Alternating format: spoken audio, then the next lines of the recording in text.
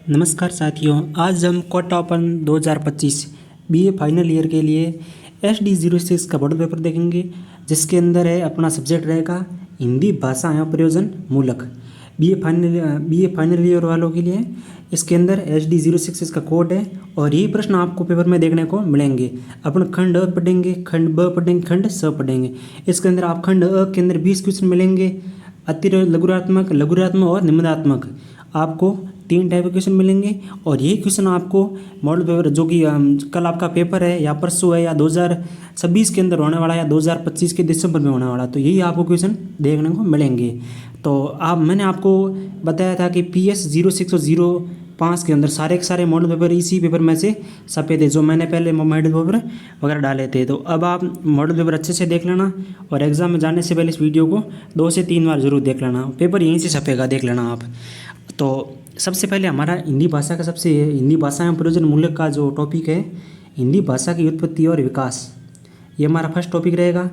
First इसके अंदर कम से कम 150 क्वेश्चन है, तो उसमें जितने क्वेश्चन हमसे होंगे उतने करेंगे। बाकी आप टेलीग्राम पर PDF के रूप में देख लेना। आपको टेलीग्राम ज्वाइन करना हो तो आपको डिस्क्रिप्शन में लिंक मिल जाएगी, वहाँ से PDF ज्वाइन कर लें। ठीक है, टेलीग्राम ज्वाइन कर लें, वहाँ से PDF प्राप्त कर लें और आप वीडियो को लाइक ज़रूर कर लें। पहले वीडियो को लाइक कर लें, फिर अपन उसके बाद वीडियो स्टार्ट करते हैं। ठीक है, तो ये कोटा ओपन 2025 जुलाई और जनवरी सेशन वालों के लिए मॉडल पेपर है। क्वेश्चन नंबर 1 है, हिंदी भाषा की उत्पत्ति किस भाषा से मानी जाती है। अपने सब्जेक्ट भी हिंदी है, तो हिंदी भाषा की उत्पत्ति आपको ये बात ध्यान होनी चाहिए कि उत्पत्ति कौन सी संस्कृत भाषा से मानी जाती है और जो देवनागरी लिपि से मानी जाती है। तो हिंदी भाषा की उत्पत्ति संस्कृत भाषा से मानी जाती है।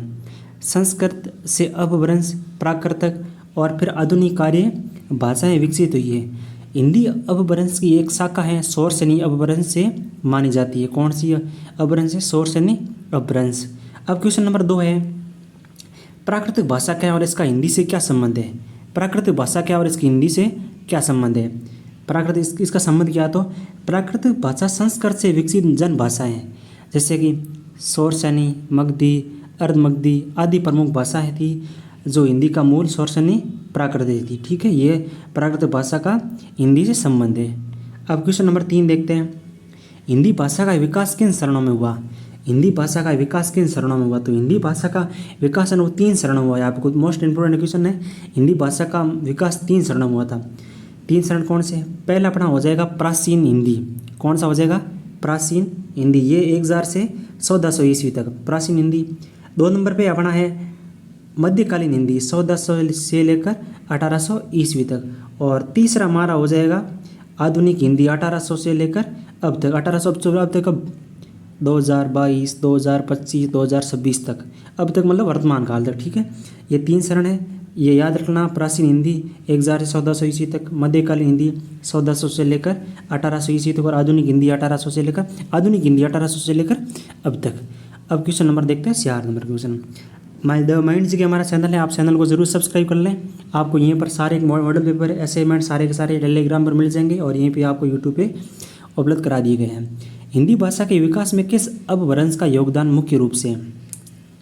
आपको मैंने अभी बताया था, शौरसेनी अपभ्रंश हिंदी के विकास में मुख्य योगदान देने वाली अपभ्रंश है। कौन सा है? शौरसेनी अपभ्रंश। इतना याद रखना आप इसके अंदर, शौरसेनी अपभ्रंश, ये इतना याद कर लेना। अब क्वेश्चन नंबर 5 है, यत्व लघुरात्मक वाले प्रश्न है। हिंदी भाषा की लिपि क्या?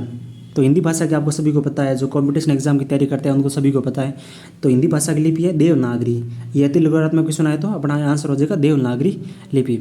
हिंदी को राजभाषा का दर्जा कब मिला था। हिंदी को राजभाषा का दर्जा 14 सितंबर 1949 को संविधान सभा ने हिंदी को भारत की राजभाषा के रूप में स्वीकार किया। कब किया गया था?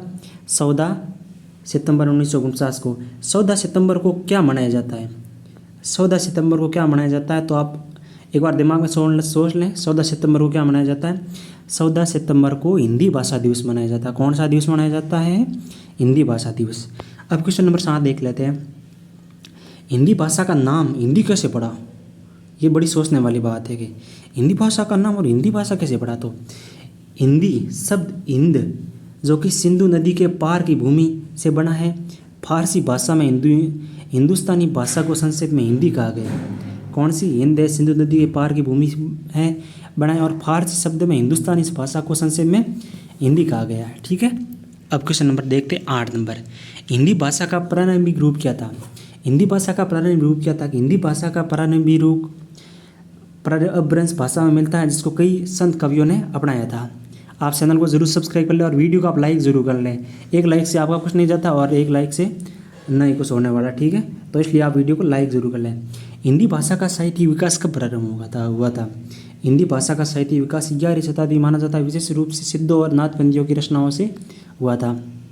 कुछ लोग बोलते हैं कि हम आपसे इंस्टाग्राम से जुड़ना चाहते हैं, तो इंस्टाग्राम से जुड़ना चाहते हो तो ये मेरी इंस्टाग्राम आईडी और वहाँ से आप ज्वाइन कर लें, ठीक है। अब क्वेश्चन नंबर 10 देखते हैं। हिंदी भाषा की प्रमुख बोलियाँ कौन सी है। हिंदी भाषा की प्रमुख बोलियाँ कौन सी। खड़ी बोली, ब्रज भाषा, अवधी, भोजपुरी, मैथिली, हरियाणा आदि हिंदी भाषा की प्रमुख बोलियाँ। आधुनिक हिंदी का जन्म किस बोली से हुआ था। तो आधुनिक हिंदी का जो आधार है खड़ी बोली है, जो दिल्ली और पश्चिमी उत्तर प्रदेश की भाषा है। हिंदी भाषा की प्रमुख विशेषता क्या है, ये क्वेश्चन आ सकता है। हिंदी भाषा की प्रमुख विशेषता है सरल है, सरलता है, लचीलापन है, समावेशी स्वरूप है, देवनागरी लिपि है, समृद्ध शब्दावली है और हिंदी भाषा की प्रमुख ये विशेषता है। क्वेश्चन नंबर 13 है, किस युग को हिंदी साहित्य का स्वर्ण युग कहते हैं। ये क्वेश्चन इम्पोर्टेंट है। ये क्वेश्चन दीर्घात्मक या लघुआत्मक क्वेश्चन आप आ सकता है। भक्ति युद्ध 14वीं से 17वीं सदी को हिंदी भाषा का स्वर्ण युग कहा जाता है। कौन सी 14वीं से लेकर 17वीं सदी का जो युग है वो हिंदी साहित्य का स्वर्ण युग कहा जाता है। आप चैनल को ज़रूर सब्सक्राइब कर लें। तो हिंदी भाषा का प्रसार किन माध्यमों से हुआ था। हिंदी भाषा का प्रसार प्रेस, शिक्षा, सिनेमा, टेलीविज़न, इंटरनेट और सरकारी संचार माध्यमों से हिंदी भाषा का व्यापक प्रसार हुआ। हिंदी भाषा को संविधान के कौन से अनुच्छेद में स्थान दिया गया। ये कंपटीशन एग्जाम की दृष्टि से अति महत्वपूर्ण है और अपने ये कॉलेज के एग्जाम में सब सकता है। तो लघुरात में ये 343 अनुच्छेद, भारतीय संविधान के अनुच्छेद 343 में हिंदी को भारत की राजभाषा घोषित किया गया। हिंदी भाषा दिवस कब मनाया जाए आपको पता ही है, अभी मैंने बताया था 14 सितंबर को। हिंदी भाषा को विश्व स्तर पर कहाँ कहाँ बोला जाता है, ये इतना इंपॉर्टेंट है तो आप ज़्यादा इंपॉर्टेंट नहीं है, अपने ऊपर देख लेते हैं। हिंदी भाषा की बोली से क्या समझते हैं, ये भी ज़्यादा इंपॉर्टेंट नहीं है। पूर्वी ये भी नहीं है, ये भी नहीं है। ये आप एक बार PDF में देख लेना, टेलीग्राम पे वहाँ पे ज्वाइन कर लेना, PDF के रूप में देख लेना। मैं इंपॉर्टेंट क्वेश्चन आपको बता रहा हूँ, ठीक है। तो इंपॉर्टेंट क्वेश्चन आगे आने वाले हैं अपने, क्योंकि अपने मेरे पास क्वेश्चन मैंने ऑलरेडी बहुत। हिंदी भाषा की विशेषता क्या है कि मैंने आपको सरलता, सहजता और बोलचाली भाषा के लिए हिंदी भाषा की संपदा, हिंदी भाषा समृद्ध और विविधतापूर्ण, जिसके संस्कृत, उर्दू, अरबी। तो अब क्वेश्चन हम आगे देखते हैं, यहाँ से अपना अच्छे से क्वेश्चन स्टार्ट करते हैं। हिंदी भाषा की राजभाषा कौन सी है, ये मैंने आपको बता चुका हूँ पहले। ये अपना अति लघु उत्तर वाले प्रश्न है। अब क्वेश्चन यहाँ से स्टार्ट हो रहे हैं। ये अपने दीर्घ उत्तर वाले क्वेश्चन और लघु उत्तर वाले क्वेश्चन। क्वेश्चन नंबर 1 है, प्रयोजन मूलक लेखन क्या है। ये क्वेश्चन वेरी वेरी इंपॉर्टेंट है, आपको एग्जाम में देखने को मिल सकता है ये क्वेश्चन आपको, क्योंकि आपके सब्जेक्ट ये हिंदी भाषा है प्रयोजन मूलक। तो ये प्रयोजन मूलक लेखन क्या है आखिर समझाना अपने को। तो प्रयोजन लेखन वह लेखन है जो किसी विशेष उद्देश्य की पूर्ति के लिए किया जाता है। इसका मुख्य उद्देश्य होता है कि सूचना देना, निर्देश देना, समझाना, प्रभाव डालना होता है। ये लेखन शब्द साहित्यिक न होकर व्यावहारिक होता है, जैसे रिपोर्ट है, विज्ञापन है, आवेदन पत्र है आदि। इस भाषा की व्यावसायिक और प्रशासनिक और सामाजिक योग्यता को स्पष्ट करता है। ये क्वेश्चन 1 नंबर हो गया। ये क्वेश्चन वेरी वेरी इंपॉर्टेंट है, आप देख लेना क्वेश्चन एग्जाम में 2 से 3 बार ये क्वेश्चन देख लेना। और अति लघुत्तम वाला आप जरूर देख लेना, क्योंकि अगर आपको छोटे मोटे अति लघुत्तम क्वेश्चन आ रहे हैं तो कैसे भी तुक्के लगा के भी आप अति लघु उत्तर वाले और दीर्घ उत्तर वाले क्वेश्चन कर सकते हो। प्रयोजन मूलक लेखन की विशेषता क्या है। प्रयोजन मूलक लेखन की विशेषता क्या है। तो विशेषता क्वेश्चन आज क्वेश्चन एक और आया था कि भारतीय संविधान की विशेषता क्या। ये मैंने क्वेश्चन आपको मॉडल पेपर में दिया था, सेम टू सेम क्वेश्चन छपा था आपके पेपर में, ठीक है। तो बहुत सारे क्वेश्चन पूरा पेपर आया था, पर आपको उसके अंदर PDF में सारे क्वेश्चन देखने पड़ते हैं। तो इसकी प्रयोजन मूल्य की प्रमुख विशेषता क्या है। उद्देश्यपरकता है, सरलता है, स्पष्टता है, संक्षिप्तता है और प्रभावशीलता है और व्यवहारिकता और औपचारिक भाषा का प्रयोग किया गया। इन विशेषताओं के कारण ये लेखन कार्य क्षेत्र, शिक्षा और पत्रकारिता, व्यवसाय आदि में उपयोगी होता है। तो आप इंस्टाग्राम को ज्वाइन करना चाहते हो, यहाँ से इंस्टाग्राम सर्च करके ज्वाइन कर सकते हो। अब क्वेश्चन नंबर 3 है, इंपॉर्टेंट क्वेश्चन है, आप ध्यान रहे। क्वेश्चन नंबर 3 क्या है, प्रयोजन मूल लेखन और साहित्यिक लेखन में क्या अंतर है। अंतर पूछ लिया अब इसने। पक्ष, एक तरफ पक्ष है, एक तरफ प्रयोजन मूलक है, एक तरफ साहित्य लेखन है। और तो इन दोनों के बीच अंतर क्या है, तो अब अंतर क्या हम देख लेते हैं। सबसे पहले इसका उद्देश्य क्या होगा, इसका उद्देश्य होगा कि सूचना देना, निर्देश देना, और ये इसका उद्देश्य हो जाएगा प्रयोजन मूलक का। और साहित्यिक लेखन का जो कि उद्देश्य हो जाएगा भाव प्रकाशन करना।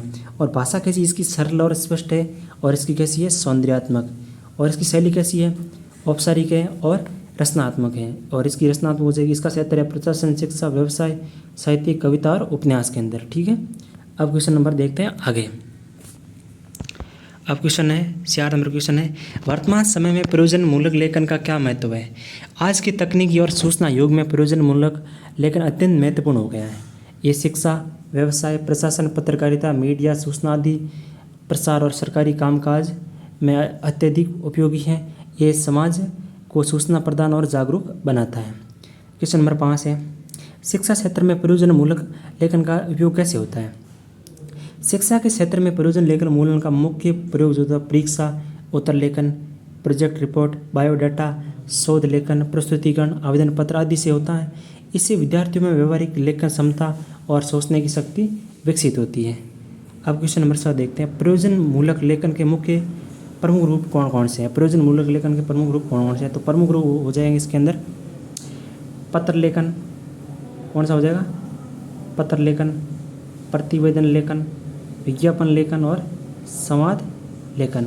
ठीक है, पत्र लेखन ये इसका पहला हो जाएगा, इसका प्रमुख रूप। फिर हो जाएगा प्रतिवेदन लेखन, विज्ञापन लेखन और संवाद लेखन। और 5 नंबर पे हो जाएगा प्रेस विज्ञप्ति, क्या हो जाएगी, प्रेस विज्ञप्ति। 7 नंबर पे हो जाएगा आवेदन पत्र, 7 नंबर पे हो जाएगा रेखा चित्र, और 8 नंबर पे हो जाएगा संपादकीय लेख, और 9 नंबर पे हो जाएगा नोटिस। एक बार जरूर दोबारा से देख लेते हैं, प्रेस विज्ञप्ति, आवेदन पत्र, रेखा चित्र, संपादकीय लेख और नोटिस। और 10 नंबर पे हो जाएगा आलेख। क्वेश्चन नंबर 7 है, क्या प्रयोजन मूलक लेखन केवल औपचारिक होता है। तो इसका नहीं, ये औपचारिक नहीं हो सकता। तो इसका आंसर देख लेते हैं, क्या प्रयोजन मूलक लेखन केवल औपचारिक होता है, स्पष्ट करना अपने को। नहीं, प्रयोजन मूलक लेखन और औपचारिक और अनौपचारिक दोनों हो सकते हैं। औपचारिक भी हो सकता है और अनौपचारिक हो सकता है। व्यावसायिक और सरकारी काम में औपचारिक लेखन होता है, जबकि निजी पत्र और संवादों में अनौपचारिक लेखन भी प्रयोजन मूलक होता है। क्वेश्चन नंबर 8 है, प्रयोजन मूलक लेखन का पत्रकारिता में उपयोग कैसे होता है।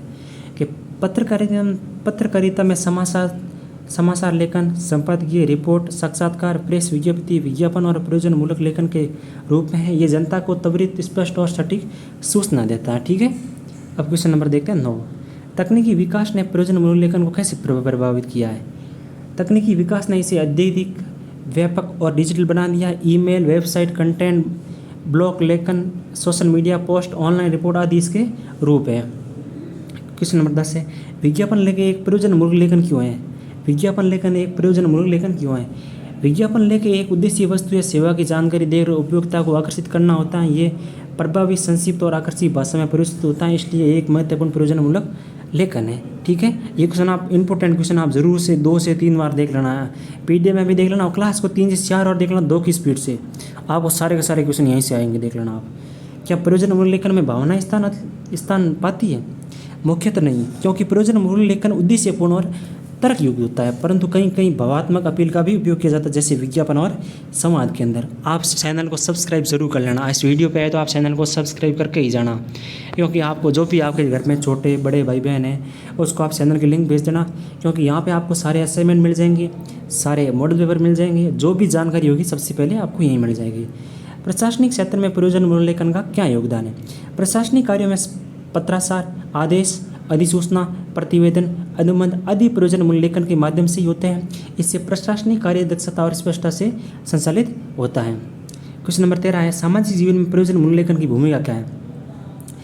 यह सामाजिक संसार को सरल और प्रभावी बनाता है। भाषा, संवाद, आवेदन, नोटिस, घोषणा आदि सामाजिक क्षेत्र में प्रयोजन मूलक लेखन के रूप में है। क्वेश्चन नंबर 14 देखते हैं, एक कुशल और लेखक के रूप में प्रयोजन मूलक लेखन क्यों आवश्यक है। एक कुशल लेखक के रूप में, कुशल यानी कोई लेखक होता है जो समृद्ध रूप से लिखने के अंदर जो सबसे आगे रहता है, तो उसके लिए एक प्रयोजन मूलक लेखन आवश्यक क्यों उसके लिए हो गया। तो कुशल लेखक के लिए भाषा की स्पष्टता, उद्देश्यपरकता, सटीकता अत्यंत आवश्यक है, जो प्रयोजन मूलक लेखन में अभ्यास से आती है। यह लेखन उसकी व्यावसायिक क्षमता को बढ़ाता है। तो अब क्वेश्चन नंबर 15 देख लेते हैं अपन, आराम से देखेंगे, नो टेंशन, कल बड़ा एग्ज़ाम है तो अच्छे से देखे जाना, कोई घबराने की बात नहीं है। और आप क्वेश्चनों को 3 से 4 बार देख लेना, PDF में देखो, आप वीडियो देखो, कुछ भी देखो, ठीक है। क्या प्रयोजन मूल्य लेखन में संरचनात्मक की आवश्यकता होती है? हाँ, विशेषकर जब विज्ञापन, संवाद है, भाषण है, बायोडाटा आदि तैयार किया जाता है तब लेखक को संरचनात्मक से भाषा का प्रयोग करना पड़ता है। प्रयोजन मूल्य लेखन में भाषा कैसी होती है? भाषा सरल स्पष्ट, मैंने आपको बता दिया था। अब क्वेश्चन इंपोर्टेंट और आगे देख लेते हैं, इंपोर्टेंट क्वेश्चन है ये क्वेश्चन। आप टॉपिक 2 नंबर बी खंड ए देख लिया था, अब खंड बी देखेंगे। इसके अंदर सेकंड टॉपिक है पत्र लेखन, अपना टॉपिक है। तो पत्र लेखन क्या, इसके प्रकार आपको अच्छे से पता है कि पत्र लेखन इस प्रश्न माध्यम है जिसके द्वारा 2 पंक्तियों संस्थाओं के बीच विचार और सूचनाओं को, भावनाओं का आदान प्रदान कर दिया। व्यक्तिगत पत्र 3 प्रकार होते हैं, पत्र, व्यक्तिगत पत्र, औपचारिक पत्र और व्यावसायिक पत्र। और ये औपचारिक पत्र किसे कहते हैं? औपचारिक पत्र जैसे कि किसी संस्था या सरकारी कार्यालय को भेजना, जैसे कि स्कूल अपन जब बचपन में देता, जब प्रिंसिपल होते थे उसको अपना अवकाश लिख देते, सो मैं श्रीमान प्रधान आज मैं स्कूल में नहीं आ सकता, तो वही होता है इसके अंदर क्या नहीं होता और किस तरफ लिखा जाता है। व्यक्तिगत पत्र कैसे होते हैं? व्यक्तिगत पत्र कैसे जैसे कि अपने को फ्रेंड को लिखना है, दोस्त को लिखना है, किसी घर में लिखना है, रिश्तेदारों में किसी को लिखना है, तो वो होते हैं व्यक्तिगत पत्र। और व्यावसायिक पत्र कैसे होते हैं? जैसे कि बिजनेस के अंदर लिखा जाए, व्यावसायिक पत्र व्यापारिक लेन देन, उत्पाद और जानकारी के लिए। ये क्वेश्चन हो गए। अब क्वेश्चन देखते हैं और कोई इंपोर्टेंट क्वेश्चन हो तो। और ये सारे इंपोर्टेंट क्वेश्चन है तो इसके अंदर आप PDF में देख लेना, क्योंकि मैं सारे क्वेश्चन करवा नहीं पाऊंगा, अपने पास टाइम बहुत कम है। व्यावसायिक पत्र क्या होता है, इसकी विशेषता है, ये क्वेश्चन एक बार अपन देख लेते हैं। व्यावसायिक पत्र क्या होता है, इसकी विशेषता है। ये क्वेश्चन आ सकता है कि मुझे ऐसा लग रहा है, क्यों पता नहीं क्यों ये क्वेश्चन आ सकता है। व्यावसायिक पत्र क्या है, इसकी विशेषता क्या है? व्यावसायिक पत्र वह पत्र होता है जो किसी व्यावसायिक संस्था, कार्यालय या व्यक्ति के द्वारा व्यापारिक उद्देश्य से लिखा जाता है। इसका उद्देश्य माल की खरीद, बिक्री, भुगतान, शिकायत, अनुबंध आदि के लिए किया जाता है। इसकी विशेषता क्या, अपने को व्यावसायिक पत्र की विशेषता क्या होती है? सबसे पहले अपने को पॉइंट 1 नंबर पर लिखना है। आप सबसे पहले जब भी लिखते हो तो एक बात ध्यान रखो, ये लिखना है उद्देश्य परकता ऐसे लिखा, उद्देश्य पर, तो फिर ऐसे करके फिर इसके पीछे लाइन खींचनी है, फिर उसके बाद आगे लिखना है। तो इससे क्या एग्जामिनर को वो इम्प्रेस होता है, इससे क्या है कि उसको पता चलता है कि यार बंदे तो कुछ थोड़ा बहुत आता है, मतलब वो लिखने योग्य है, ठीक है। तो आप ऐसे थोड़ी इन चीज़ों का ध्यान रखा करो, इन चीज़ों पे आपको नंबर मिलते हैं। आप छोटा सा ये मैंने जैसे यहाँ पे पॉइंट लगाया, ऐसे पॉइंट लगा के ऐसे तीर खिंचा लो, फिर आगे लिख लो, ऐसे करके ऐसे कर लिया करो, ठीक है। तो इससे क्या अपने को एग्जाम के नंबर मिलते हैं। उद्देश्य प्रकता, पत्र का उद्देश्य स्पष्ट और संक्षिप्त होना चाहिए। पत्र का उद्देश्य स्पष्ट और संक्षिप्त होना चाहिए, मतलब कि कम शब्दों के अंदर बड़ी बात कह दे, ठीक है। आप समझ गए होंगे कैसे बात करना, ठीक है। औपचारिक भाषा, 1 नंबर ये विशेषता होगी इस औपचारिक भाषा, इसमें आदर युक्त और संयमित भाषा का प्रयोग है। आदर युक्त जैसे बड़ों को लिख रहे हैं तो माननीय अध्यक्ष या माननीय महोदया, सविनिया जो भी लिखते हैं तो वो लिख लेना, ठीक है। अब व्यक्तिगत संरचना, पत्र का प्रारूप तय होता है। प्रेषक, प्रेषक का नाम क्या, प्रेषक कौन होता है? जो भेजने वाला। और प्रसिद्धि कौन होती है? जो पेपर को रिसीव करता है, ठीक है। और प्रेषक का नाम, दिनांक, प्राप्तकर्ता का नाम, विषय आदि संदर्भ लिखा जाता है। और संक्षिप्तता, शब्दों की फिजूल खर्ची से बचा जाता है। मतलब एक बात हमेशा आप ध्यान रखना, जब भी पत्र लिखते हो, पत्र हो सके तो आप जितना कम से कम शब्दों में लिखो, तो इस शब्दों की फिजूल खर्ची से बचा जाता है। संक्षिप्तता यही होती है। प्रभावशीलता क्या होती है? पाठक पर प्रभाव डालने की दृष्टि से लिखा जाता है। 6 नंबर है प्रामाणिकता, तथ्यात्मक और प्रामाणिक जानकारी दी जाती है। और ये पत्र संस्थागत संचार का महत्वपूर्ण भाग है। व्यवहारिक पत्रों के प्रकार मैंने आपको बता दिया, क्रय प्राप्ति पत्र, शिकायत पत्र, अनुरोध पत्र हो गया, ठीक है। तो ये अपने इंपोर्टेंट क्वेश्चन थे। तो एक बार आप ऐसे करना, मेरा जो टेलीग्राम चैनल है तो आप टेलीग्राम ज्वाइन कर लेना, वहाँ से मैं 2 PDF भेजूँगा, एक इसका एक जो भी मैंने पढ़ा है और एक इसकी सेकंड PDF भेजूँगा। 2 PDF भेजूँगा, वो 2 PDF आप आराम से पढ़ लेना। और एक क्लास के जो मैंने अभी क्वेश्चन करेंगे 10-15 क्वेश्चन करवाए थे, ये वेरी इंपॉर्टेंट क्वेश्चन है। जो मैंने क्वेश्चन करवाए थे ये अति महत्वपूर्ण क्वेश्चन है। तो आप इन क्वेश्चन को 2 से 3 बार 4 बार वीडियो देख लेना एग्जाम में जाने से पहले, और आप टेलीग्राम को जल्दी ज्वाइन कर लेना, ठीक है। और वहाँ से आप PDF प्राप्त कर लेना, और इंस्टाग्राम को भी फॉलो कर लेना। तो मिलते हैं अगले वीडियो में, तब तक के लिए धन्यवाद। जय हिंद, जय भारत।